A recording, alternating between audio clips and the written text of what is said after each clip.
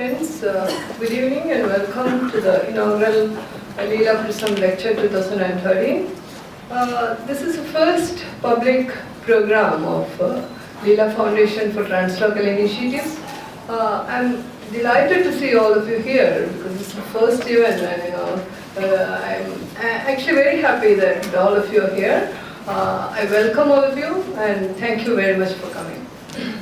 Perhaps this occasion is fit to kind of share a bit about what LILA is and why this organization came about.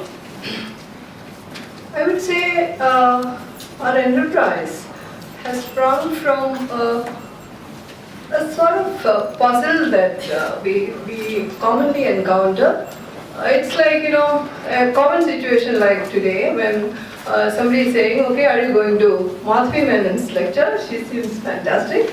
And you say, oh yeah, I would give anything to go, but Delhi's traffic, you don't know what happens, I'm not very sure, and things like that. This puts us in a kind of problematic position. The puzzle that we had is like, we very often come across this kind of situations.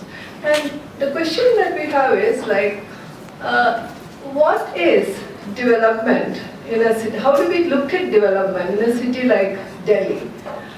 When we cannot access the simplest of, things that we want to do in everyday life. This happens very often. So we have a problematic there as to what is development and, how we are developing and how we are actually accessing the things that we want in everyday life. So this was a puzzle.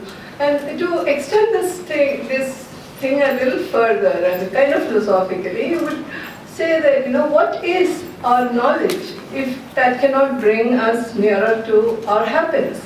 This was our question. So some of us thought that, we have to pause a bit and see if we can develop a method by which we can link our act of knowing and our act of living. And it is from that thought that LILA has come about. LILA, we interpret it as the luminous idea of life appreciation. There are three methods. Our method has got three facets. One, we think interdisciplinary because we think various researchers have to inform and illumine one another. So all our activities are interdisciplinary. That's one thing. Second thing is we act in collaboration because we don't think we should, at the end of the long journey, we should not end up on a mountain peak in isolation and feel, and you start making your own fire all over again, So we act in collaboration. That is very important for us. And the third thing is we want to archive in a very accessible manner because we think there has to be a way in which we can re-ideate, learn in relation to the history of ideas and the processes of change. So these are the three ways in which we look at how we can bring about a change in this kind of a situation. And LILA functions thus as a space for intercultural thinking, a collaborative action, and dynamic conservation. And evidently, these processes require us to be constantly in movement. So, and that is the crux of LILA, that we are in movement always. LILA, as you know, the term means creative play.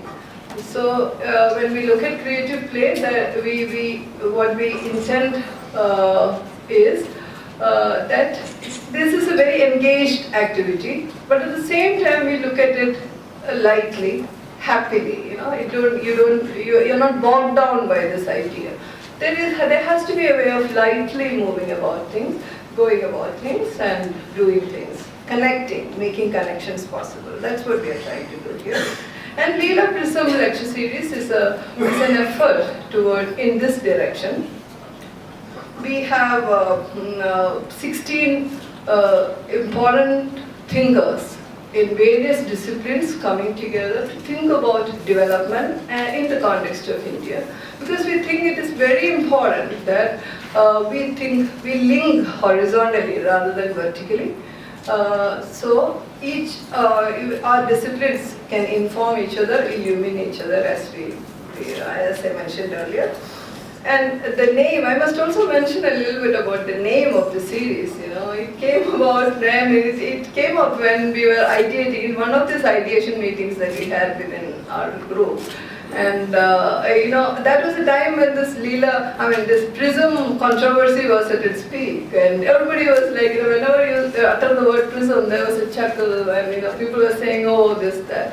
So, but then we said, look at this word. This word actually serves for us as an acronym for all the key constituents of transformation: performativity, relevance, innovation, sustainability, and multiplicity. These are the things that we think are very seminal to the idea of transformation, to make transformation possible. And that's how we named it PRISM. It was a very subversive kind of play. It's subversive kind of naming at the time, a couple of months back. It was very subversive to do that. But it was playful, but it was also powerful for us, when we came up with this idea.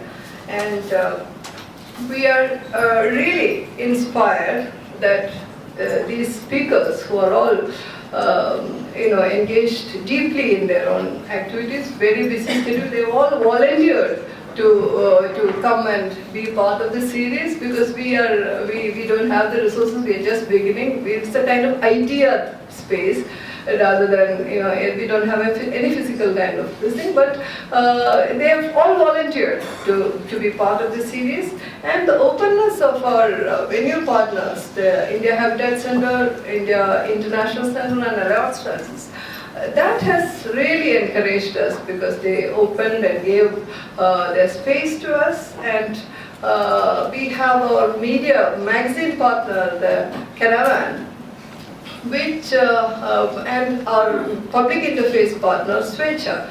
These two partnerships are very important for us, because Caravan, as you know, specializes in narrative journalism, which is very important for us because it allows us to see beyond black and white, get into the depth of things, etc. So that partnership is very important. Svecha is one of the perhaps one of the most vibrant youth organizations that we have around here. All of them are here, and we have a lot of volunteers doing a lot of work for us today. So,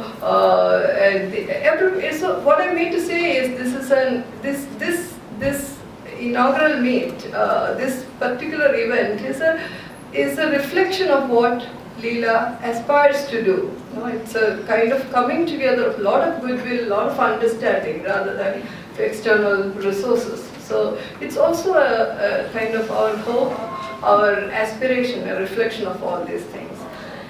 And I must also mention some of the other people who have helped us, like Uma, who is doing the videography here today, Guillaume and his friend who are doing the photography. All of these people have come together and said, yes, let's do this together. So it's happening this way. And LILA itself, I must mention, before I close, that it is a multi-centered space. All of us at the moment are kind of volunteering, and we do everything. Sometimes we think that our lack of resources is really helpful, because we do everything on our own, and we do our website on our own, we do our designs on our own, so we tend to learn quickly. So that becomes a kind of advantage for a nascent organization like us. And so we've come together as band LILA, bringing this program to you. Thank you very much for coming, and welcome. Now we'll get on to our program. We have with us Mr. Raj Libran, the Chief Executive of the India Habitat Center.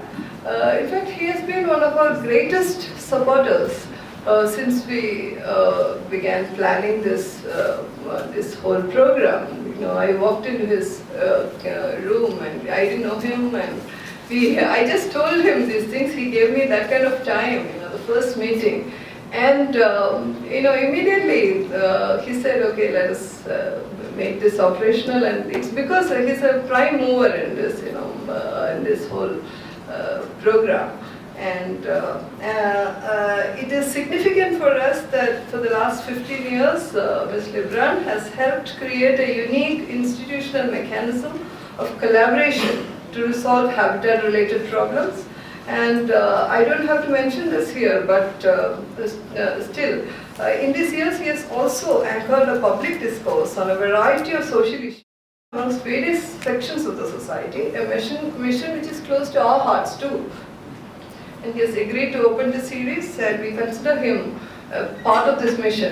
We don't think that he's an outsider now. He is very much part of this mission. And our mission is an ongoing one. It's a continuing endeavor. It's constantly expanding with the view that completion is neither possible nor necessary. I invite Mr. Raj Libran to open.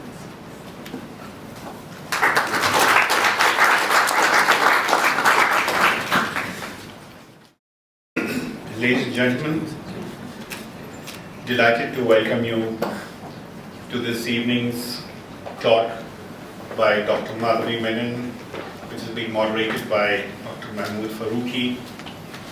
Both of them are well-known personalities.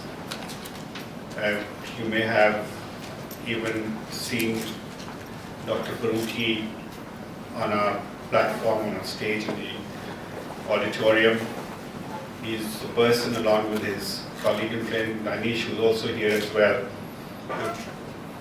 who made the fullest efforts to revive the art of Urdu storytelling, which goes by the title of Dastan Goi, and both of them are fascinating Dastan Gois. Rizio has just mentioned that just a little over a month ago we had this conversation when she, along with a group of her colleagues, walked in and chatted about what Lila was doing. I was curious, and as an avid listener to fascinating, young, vibrant thinkers with commitment written all over them, that they needed to look at the dynamics of society and see how different elements can converge to bring about positive transformations. And that was the exciting dimension. And said they wanted to do through a series of lectures, and said we'd be very happy to collaborate, and that's how we are all here today. It's really her effort. She's the one who's put the series together. All 17 lectures that are planned in the series on different varieties of themes, etc. And I'm sure the kind of thinkers, the kind of intellectual leaders and moderators who have come together to be part of this PRISM series, it's going to be really a scintillating, thought-provoking one. You know, the Center has been witness to many conversations in the past on a variety of issues of social concern, and I have no doubt that this is certainly going to be the one that in a major way contributes to the intellectual and social capital of the city, and maybe in turn of the country itself. My best wishes to Rizio for having put this together. Congratulations, because it's been a wonderful initiative of hers and her teams. And ladies and gentlemen, pleasure to welcome you here at the Center at the beginning of this series. Thank you very much.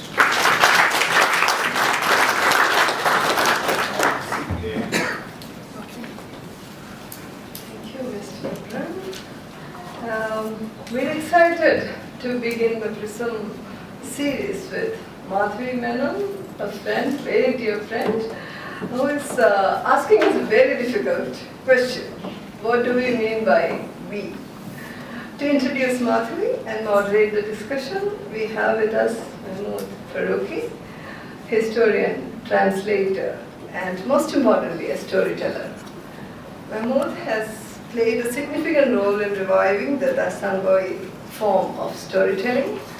Apart from performing the traditional repertoire of tales, he also makes stories with contemporary political significance and has thus brought about a radical change to the Dastangoi tradition. He is the author of Besieged, Voices from Delhi, 1857, the translation and compilation of the Mutiny Papers, originally written in Shikasta Urdu. Over to you.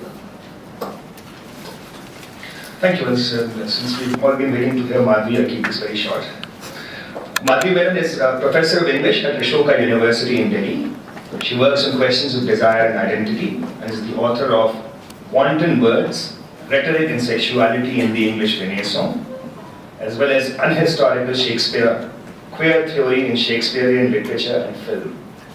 She's also the editor of Shakespeare, a queer companion to the complete works of Shakespeare. Her current work is on ideas of difference and indifference in relation to sexuality, culture, and temporality. Her talk today, We Have Always Been Lesbians, as she describes it, puts pressures on the ways in which we tend to understand sexual identity in both cultural and temporal contexts. Different cultures often narrate themselves as possessing a stable sexual identity over time, even as the literature produced by and in that culture insists otherwise. She's going to focus on Dastan Goi and a particular Dastan called the Dastani-Chauboli, which is an adaptation from a story by the great Rajasthani writer called Vijay Dan Detha. And he himself adapted the story for having heard an oral version of it, as he used to do in his writing. And it is typically stories within stories format, as we have in India, in which a woman dressed as a man narrates stories to another woman in order to woo her. That's the basic template of the story. So, over to Madhavi.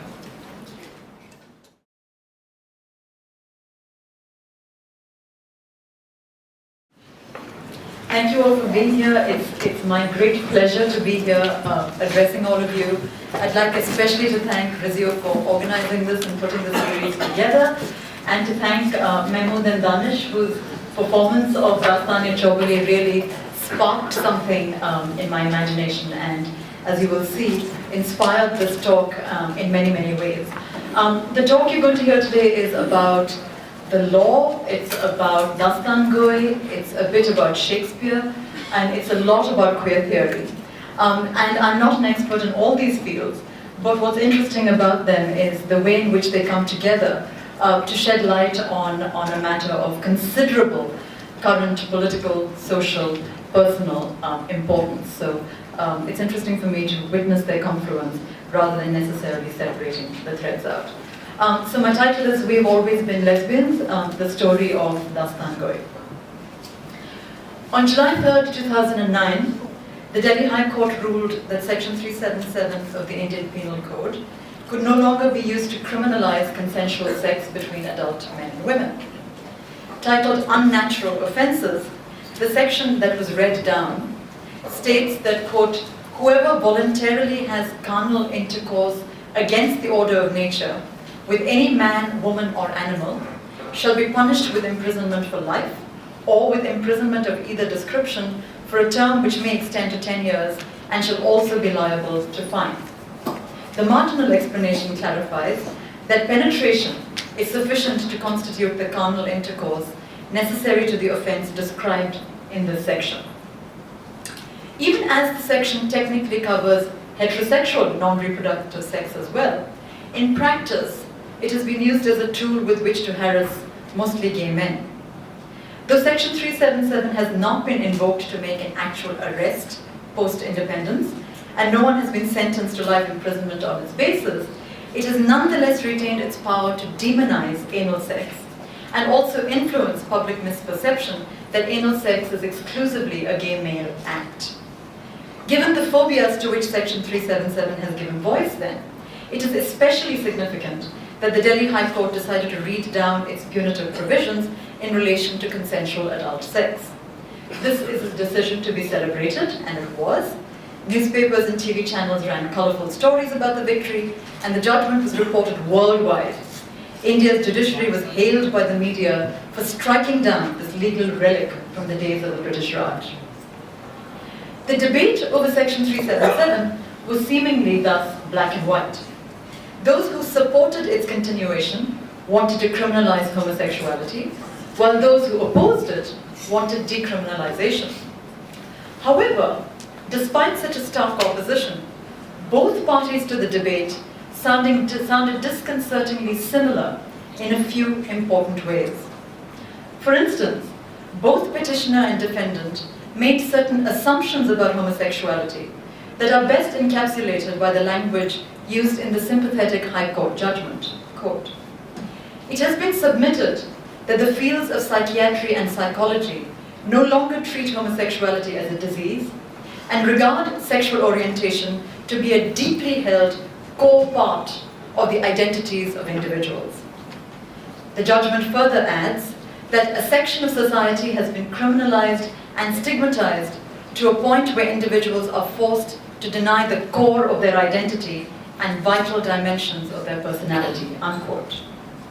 In a related note, the defendants in the voice of the Home Ministry claimed that, quote, "Proceeding on the assumption that homosexuality is unlawful, it has been submitted in the affidavit that such acts cannot be rendered legitimate only because the person to whose detriment they are committed has given consent to it," unquote.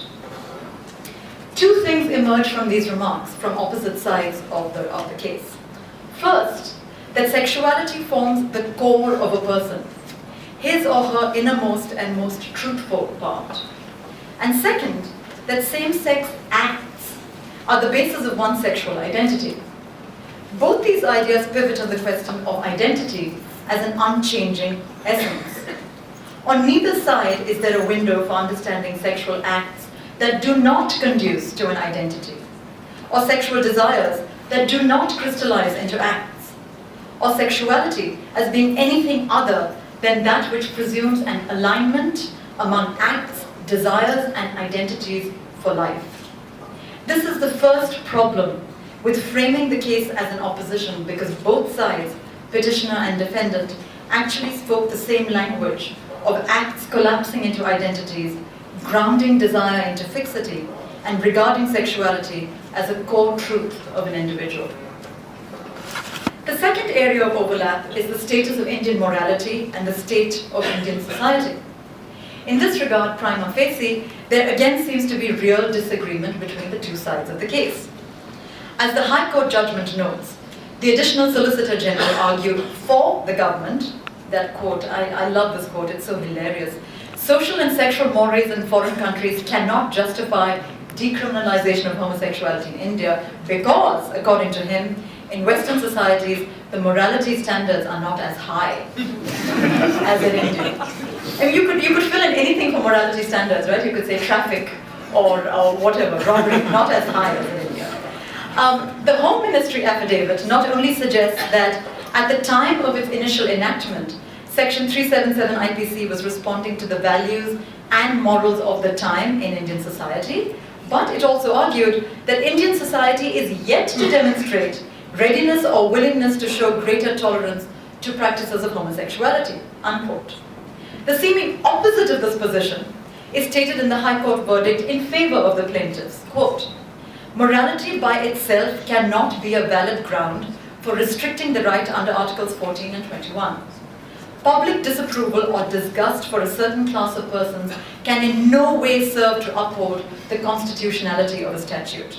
In any event, abundant material has been placed on record," and this is the important point, "which shows that Indian society is vibrant, diverse, and democratic, and homosexuals have significant support in the population," unquote. These two positions, while seemingly opposed to one another, are essentially mirror images. Indians are homophobic versus Indians are homophilic. Both positions, accusation and rebuttal, adhere to a static understanding of homosexuality as sexual identity, rather than trying to change the parameters within which the conversation is being held. Whether one says homosexuality is or is not Indian, we are abiding by a script that assumes homosexuality can be culturally and geographically specified. So the first area of overlap was in content, the idea that sexuality is the core essence of an individual, and the second is in terms of context, i.e. that homosexuality can be regarded as the provenance of a particular culture or a particular point in time. Either way, it's the question of locatability. Up to this point, the judgment in favor of the plaintiffs is identical to the argument of the defense that homosexuals and homosexuality are specific and identifiable. But then something interesting happens. In support of its decision to read down Section 377, the judgment adduces the following anecdote. Quote, "Our attention was drawn to a statement of the Solicitor General of India, appearing on behalf of India at the periodic review before the United Nations Human Rights Council, that Indian society was accepting of sexual differences.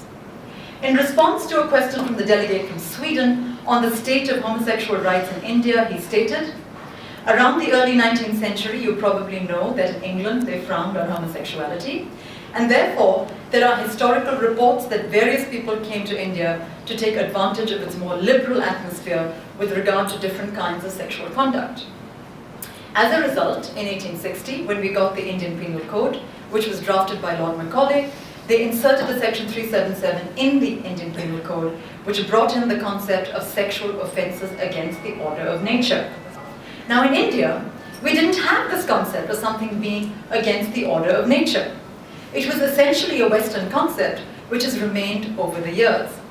Now homosexuality as such is not defined in the Indian Penal Code, and it will be a matter of great argument whether it's against the order of nature, unquote. This is the entire quotation from the High Court judgment. The judgment states quite startlingly, but correctly, that homosexuality as such is nowhere defined in the Indian Penal Code. Nor, it adds, is the category of sexuality as being against the order of nature available in an India before the enactment of the IPC. The import of this assertion is that the law, according to the deposition cited by the Delhi High Court, created homosexuality where it did not exist before. And it continued to create it in order to have a category to penalize and harass. Such a realization, though not articulated as such by the court, has startling reverberations. Is it the law that creates sexual identity? If so, then that runs counter to all our current wisdom about sexuality being variously genetic, natural, societal, learned, a choice, not a choice, etc. If sexuality is purely or largely a legal category, then the court is caught in a bind. If it reads down a particular interpretation of Section 377, then does it also get rid of sexual identity? What the judges thus had for consideration before them was a mode of conceptualizing identity that seems to be at the core of the matter being debated, but which was perhaps predictably not addressed by the spokespeople of the law. But I would like to examine this more radical understanding of the 377 judgment in order to tease out what may be termed an anti-colonial understanding of sexuality, one that questions the way in which structures of power have created sexual categories.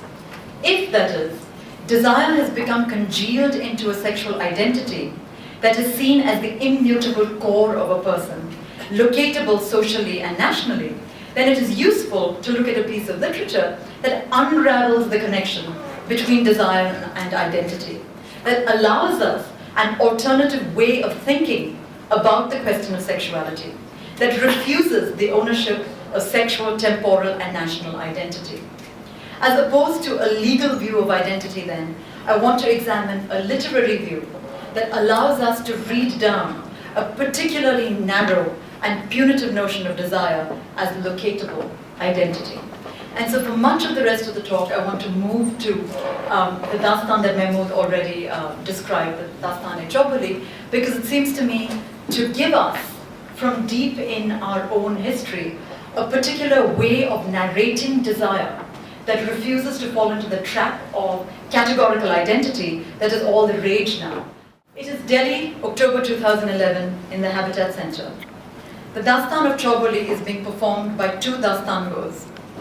It is a tale of a princess who is vowed to marry only the man who can make her speak 4 times in one night. Such a man does indeed turn up, but she is a woman in disguise as a man. She tells the princess 4 stories and gets her to speak 4 times. The 2 women get married to each other, and then The Dastan goes are performing on a minimalist stage. A mattress covered with a white sheet and 2 bolsters on it is at the center of the space. Flanking this mattress are 2 silver goblets from which the Dastan goes sip during their performance. The performance itself lasts over 2 hours with a short break in the middle. The language of the Dastan is interchangeably Hindi, Urdu and Rajasthani with a smattering of English. Members of the audience understand primarily 1 or 2 of the languages and fractions of the others.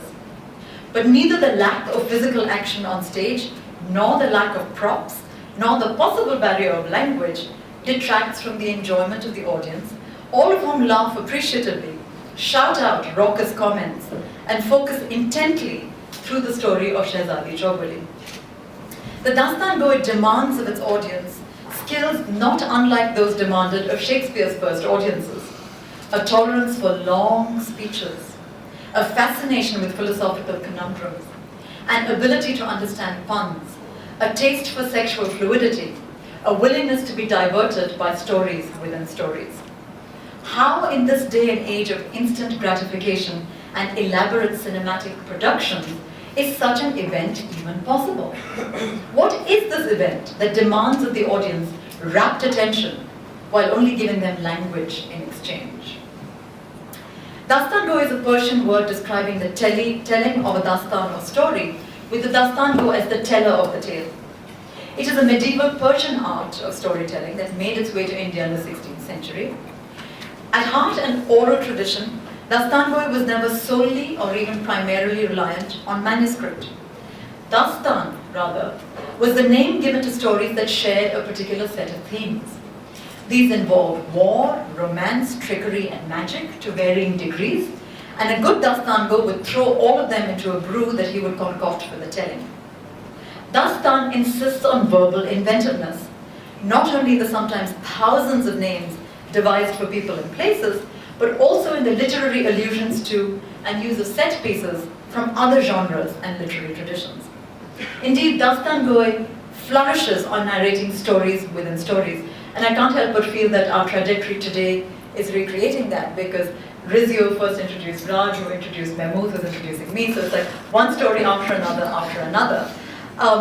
The Arabian Nights would be another classic example of a Dastan that relishes the interwoven intricacies of narrative, where one story leads not to a determinate end, but rather to another story that in turn leads to another.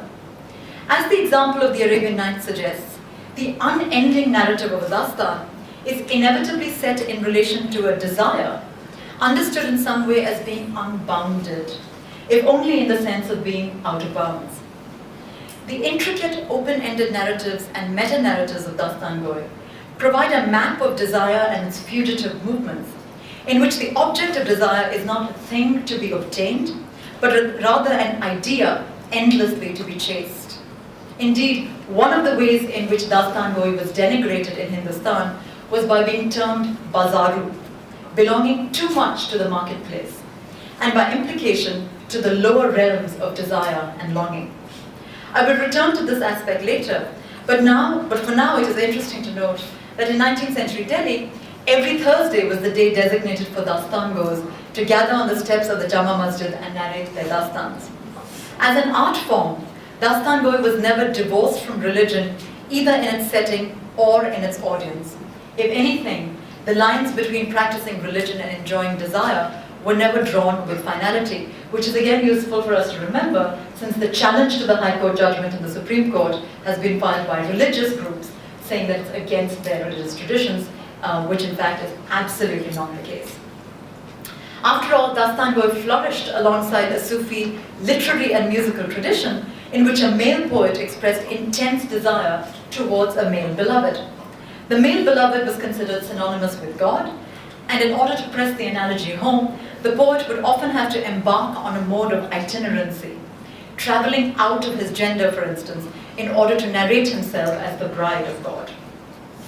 This itinerant mode of Sufi poetry is echoed in the Dastan as it moves between realms, genders, and ideas.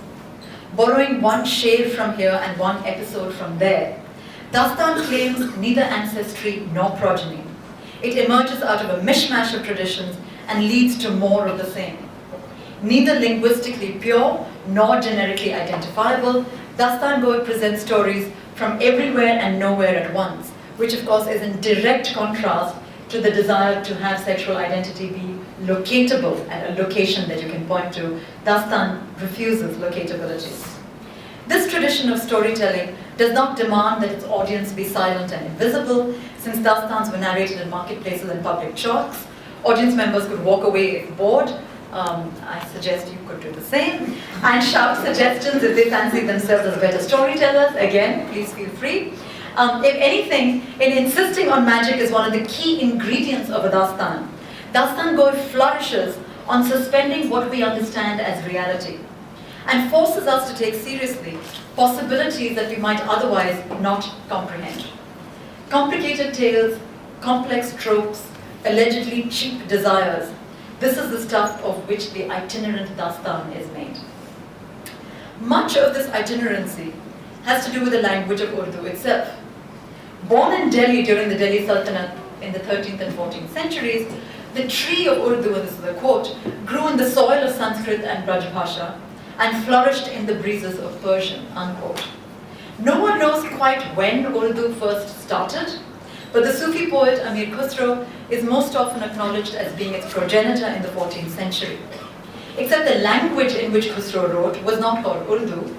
That name was an invention of the 19th century, when one of the outcomes of British rule was the growing divide between Hindus and Muslims. Until the end of the 18th century, Hindi and Urdu were both known as Hindustani, with precursor names like Hindavi.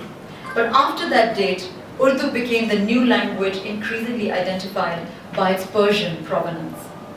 Urdu drew inspiration from multiple sources and was promiscuous in its linguistic affiliations. It cut across lines of community, religion, class, region, and even nation. And this caused no small degree of consternation to scholars. As Francis Pritchett describes it, consider, for example, the classic list of vices provided by the censorious Rambabu Saxena in his History of Urdu Literature from 1927. Saxena charges Urdu poetry with, among other sins, showing a servile imitation of Persian poetry that has led to its debasement and has made it, according to its own enumeration of the charges, 1, unreal, 2, rhetorical, 3, conventional, 4, mechanical, artificial, and sensual, and 5, unnatural, for Persian poetry was often vitiated and perverse. And unnatural things are, of course, doomed, if not already dying, for nature is busy creating their fresh and natural replacements. It is actually kinder, as well as more prudent, to put them out of their misery, and to turn one's attention from morbid death to healthy rebirth. Pritchett's wonderful study of Urdu poetry in Undivided India remains unparalleled as a document about language and its relation to politics. Examining in detail the denigration of Urdu for being unnatural in comparison with what the English consider natural poetry, i.e., surprise, surprise, their own, Pritchett asks, but why? Only because the semantic dice have been loaded so heavily that the game is over before it starts. Because anything not natural is by definition in one or another inherently negative state. It is affected, distorted, artificial, inauthentic, derivative, decadent, perverted, false. Anything not natural is ultimately unnatural. And this unnaturalness of a language and a literature, of course, reverberates with the language of section 377 when it talks about crimes against the order of nature. And the idea of something being natural seems so self-evident that the minute you call something unnatural, it seems to warrant the full force of the law to come down against it. And this idea of being unnatural is used across a range of things, from language to people, to religions, to sexualities, to nations. Urdu poetry, and by extension the language itself, started to become suspect in the eyes of moral purists who thought of it as being decadent, and as the charge of unnaturalness makes clear. This was not only because of its enormous investment in the play of words, the puns and intricate metaphors that are integral to Urdu poetry, but also because it played with words, or so it seemed, in order to excite sexual frivolity. It is this ability to speak in a forked tongue, in a language that is once sexual and ordinary, seductive and prosaic, Persian and Brij Bhasha, that is the hallmark of popular Urdu poetry. This ability indicates also an inability to pin down the language of Urdu and its politics. And once this inability was transmuted into unnaturalness and made applicable to Urdu culture in general, the suppression by the moral police was severe. Importantly, this condemnation of the unnaturalness of Urdu coincided with the increasingly heavy hand with which the British established their political and military hold over India. Urdu became the linguistic site of an imperial battle. Once India lost, it was introduced to notions of linguistic sparseness and morality. Independence from the British in 1947 did little to change this new Victorian mindset that Hindustan and its Urdu culture had inherited in the middle of the 19th century, when language was valued for its instrumentality rather than its rhetoric. As Pritchett points out, the high point of the poet Matthew Arnold's praise of William Wordsworth's poetry was that it had no style. This is actually a term of praise. And this lack was precisely what the British colonials used to elevate themselves and downgrade Urdu. Indeed, as she goes on to note, if after 1857 Wordsworthian poetry was the touchstone of naturalness, then the whole Indo-Muslim poetic tradition was bound to appear unnatural in comparison, not just literarily decadent, artificial and false, but morally suspect as well. And if, as many English writers argued, poetry was inevitably a mirror of society, then the cultural rot must go much deeper. The result was a sweeping, internally generated indictment with which Urdu speakers, a colonial mission, became fused with both a sexual and a literary one. Poetry was denounced for its very ability to travel in style. Having internalized this colonial censorship, Mohammad Sadiq is able to write of the ghazal form in 1964 that it envisions love as a torture, a disease, a morbid and perverse passion, a view that is a legacy from Persia and is ultimately traceable to homosexual love, which had taken deep root among the Persians and Persianized Arabs. And it's fascinating to note actually across the world, whenever you want to criticize something, some element of your own country, your own tradition, you always trace it as coming from somewhere else. And so, for instance, even in Shakespeare's time, when his sonnets to other men was criticized, they said, well, this is not really English, it comes from France. Similarly, sort of understandings of homosexuality or Urdu poetry comes from Persia, right? It's never from here because we cannot be that way, it's always from elsewhere. These 19th century denigrations of the unnatural mapped poetry onto desire and denounced both as being decadent, fanciful and immoral. As Sadiq goes on to add, over time the ghazal has gone from bad to worse.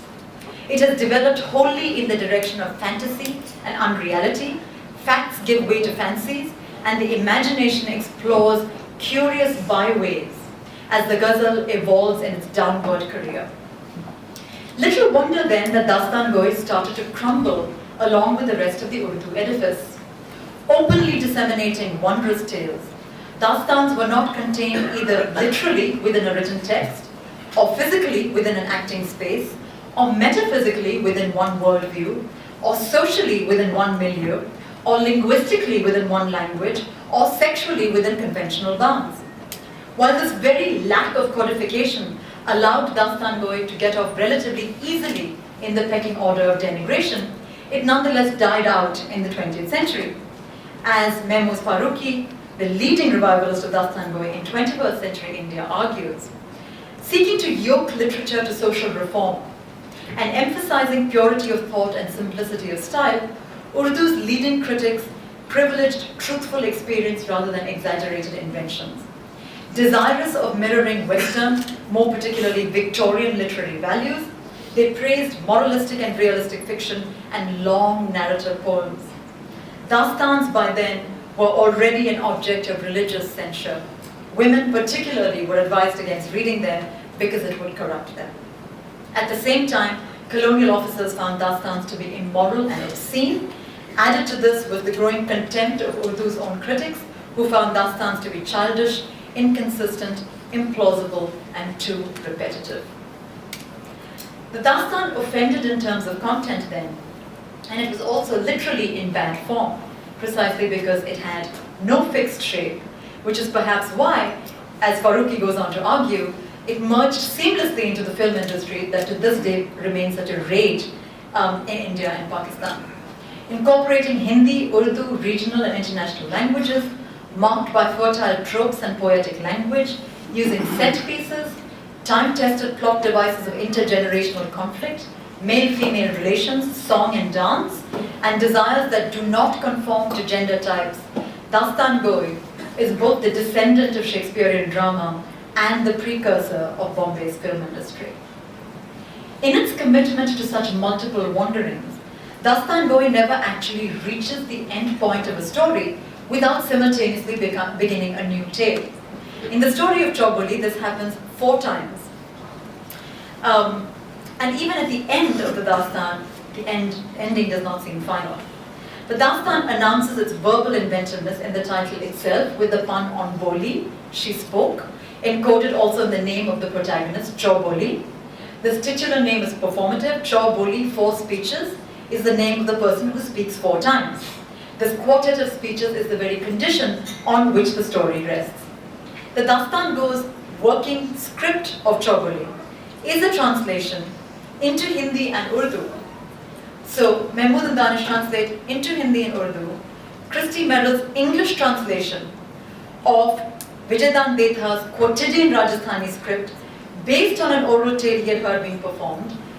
And his script is presented with the help of a Rajasthani inflected Hindi translation by Kailash Kabir.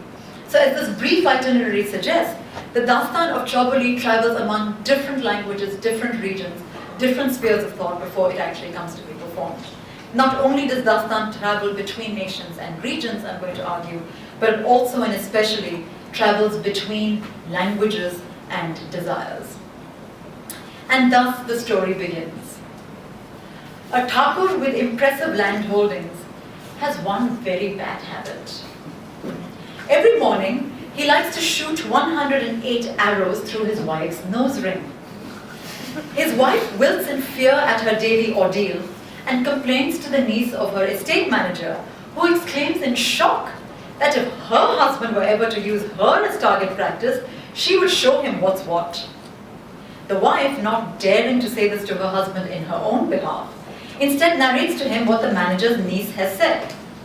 The Thakur, incensed at this challenge to his authority, and that too from a woman, demands the niece's hand in marriage so he can make her a part of his archery routine and thus teach her a lesson. The manager's niece astonishingly agrees to the marriage.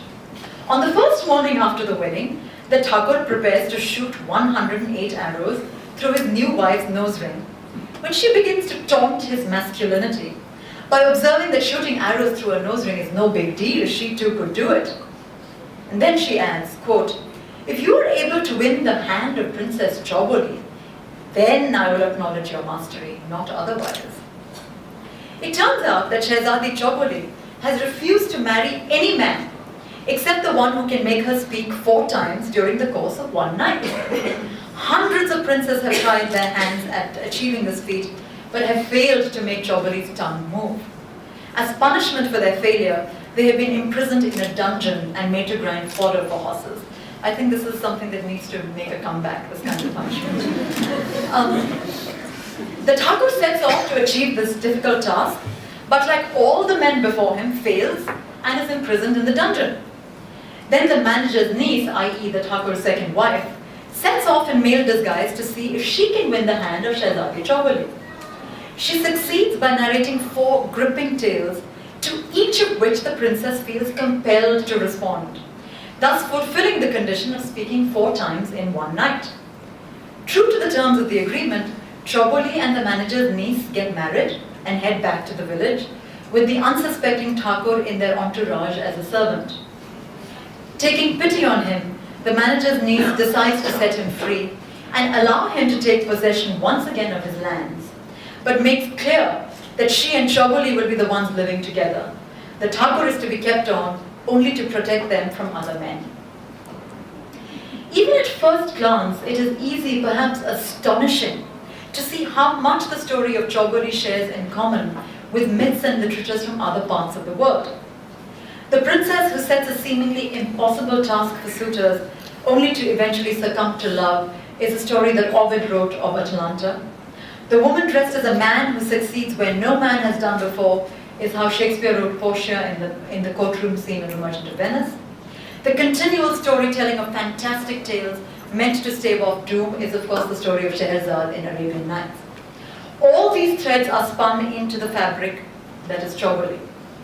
Added to these multinational strains are the multiple forms and languages in Choboli itself.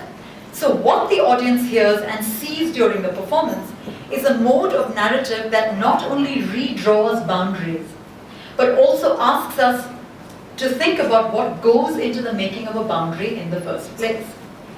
What is the difference between Roman myth and Indian folk tale, between Urdu and Hindi, between women and men? Can a popular folk tale end with two married women living together happily ever after? Are cross-dressing women lesbians? Is there an identity, sexual, linguistic, national, to hold on to in the swirls of all these ruptures? Whether or not they can be identified as lesbians, Choboli and the manager's niece are certainly attracted to one another. Thakurayan usko dekhte hi us pe fida ho gayi. The Thakur's wife was smitten as soon as she looked at Choboli. After Choboli has spoken for the second time in the story, and is thus halfway towards losing her cause, the manager's niece once again asks for the hunkara, the call and response necessitated between the audience and the speaker, to be given, and Choboli's necklace volunteers to do so. In this dastan, both people and objects have agency, so the necklace speaks, the lamp speaks, the darkness speaks. And when her necklace volunteers to give the answer, Choboli fixes her speaking necklace with a fierce look of disapproval, which prompts the Kisago, the manager's niece, to chide her. And I think the Hindi Urdu is up there. I'll just read my English translation. If you were unable to keep silent, then why blame others? Who knows? But perhaps you were so enthralled by my beautiful frame that you were secretly trying to break your vow. Choboli ne baat ka jawab na diya aur sar jhuka kar baith gayi. There's something about Choboli's anger that the manager's niece, also known as the Kisago, also known as the Thakurayan, also known as Choboli's lascivious suitor, finds irresistible. The Thakurayan was very attracted to Choboli's face, glowing with anger, and all her mannerisms drenched in rage. If she were a man, she would have married Choboli. Still, it was, after all, to conduct a marriage that she had come there. The manager's niece is intensely drawn to Choboli, and the repeated implication is that Choboli is similarly drawn to the Kisago. The implication, of course, is that Choboli actively subverts her own vow in order to get together with the manager's niece. The same-sex attraction is initially presented in the same manner as Olivia's love for Viola in Shakespeare's Twelfth Night. In both texts, the implication is that the older woman falls in love with the masculine femininity or feminine masculinity of the young boy she sees before her. Even though Olivia and Choboli might be falling in love with the person presenting as a man, it is the inability to tell a woman from man to which they seem drawn.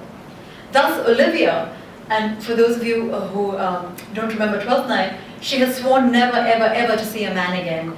All these men are lining up to be her suitors, and she says, I don't want to have anything to do with you. So after disallowing all amorous advances by men, she relents when her steward walks in and describes the latest man who's lined up outside her door. And this is what Olivia says, of what personage and years is he? And her steward says, not yet old enough for a man, nor young enough for a boy, as a squash is before 'tis a peas gourd, or a cooling when 'tis almost an apple. 'Tis with him in standing water between boy and man. And Olivia says, let him approach. And who does or does not remain a hetero or homosexual becomes a question that cannot be settled by the law, even as it is the law that demands an answer. Indeed, this is exactly what Voices Against 377 succeeded in pointing out so brilliantly. Not that Indians are or are not, have always been or never have been gay, but rather that the opposition is a false one. Choboli gives us a way to resist this opposition by showing us that we have both always been and never been lesbians. To be a lesbian is to presume a category demanded of us by power. It is to speak the language of state organization. Choboli and the Thakurayan both are and are not lesbians. They are romantically infatuated with each other, but do not use that infatuation as a basis for state-sanctioned identity. Not to be a lesbian involves a mobility of desire whose object choice cannot be determined in advance, that cannot be located, and that moves among times, places, and persons. In this way, then, we have never been lesbians, precisely because we have always been lesbians. Thank you very much.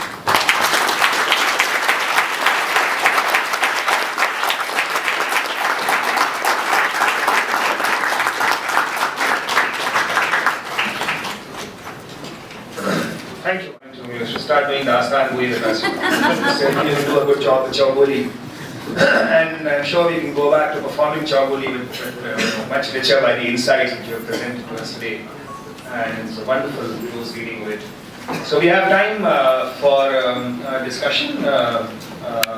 Anyone has questions or observations to make, we can get into it. Right, Devin? If you want to have some water. Yes. My name is Mohini, and the story that you read reminded me of another story I read by LILA later, and it was about these two women who were in love with each other, and then they were banished from a village. I don't remember the name, but then they were really, really happy with each other, until one of them decided to turn for a man, and that's when the relationship completely got destroyed. So, I mean, so that almost demonizes heterosexuality, I mean, it's almost radical in that sense. So I was wondering, do you think it's okay to use the demonization of heterosexuality to justify that, or almost romanticize homosexuality? Just your thoughts on that. Just keep the questions. Just keep the. Okay. Do you want to answer right? No, up to you, you're the moderator.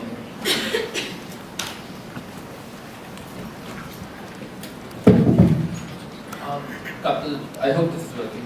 Couple actually. Firstly, correction. The judgment came out on July 2nd and not on 3rd. Okay. Sorry. The first thing I wanted to sort of go back.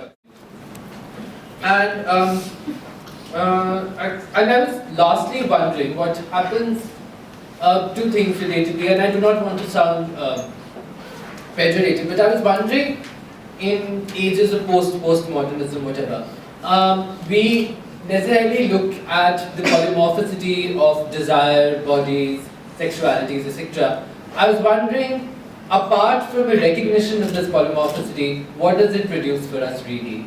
I mean, apart from, say, okay, we recognize the desires, polymorphous, etc. What does it do for us productively, politically, etc.? And also in this polymorphicity, what happens to bodies really? What happens to the touch of a body, the stuffness of a body? What do we do with that there? Thanks. I should take this. Hopefully we'll do a lot with the touch of a body and the stuffness of a body, as you put it so wonderfully. I mean, I want to address sort of both Moini and your questions together, and not necessarily piecemeal, but just sort of holistically. The answer to your last question, I think, is the most urgent of all, or the most politically urgent for me, which is what happens if we actually do recognize that desires cannot be contained institutionally, right? Now that is a huge hypothetical, because of course the biggest battle around the world legally, no, not the biggest battle, but one of the big battles when it comes to moral or societal policing is a battle over who gets and does not get to get married. Right? And the idea of marriage is so important, not necessarily because the state wants to give you wedding presents when you get married, but because the idea of marriage is meant to contain your desire within a state-sanctioned framework. Which is why that state will not provide its sanction to people whose desires it does not approve of. And so were there to be a genuine recognition of desires as never being natural, of desires as never being something that can be contained, I mean the very high incidence of divorce in the West and the increasing incidence of divorce in India should give us an indicator that in fact marriage is no container for desires of any kind. And so the minute we actually realize that and stop policing where desire goes and what desire can be sanctioned by the state, that's a huge, huge way forward. So I think the sort of question of what difference will it make is a purely rhetorical one, because it will make all the difference in the world were we to understand that desire cannot be contained by the law.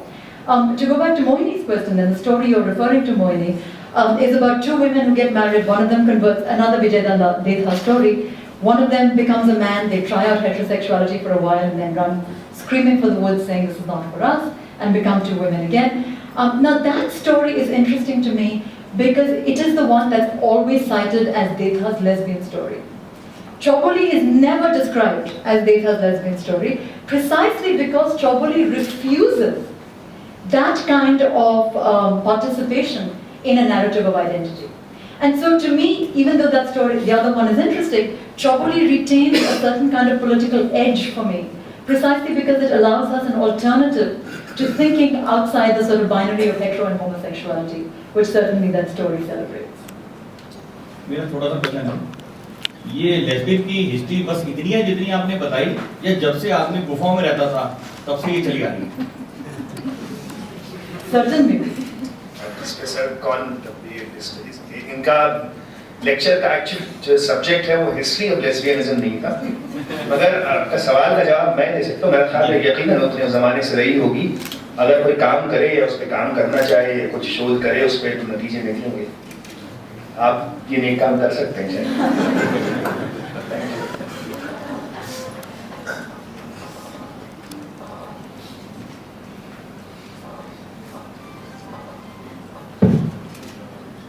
Stunned everyone into silence.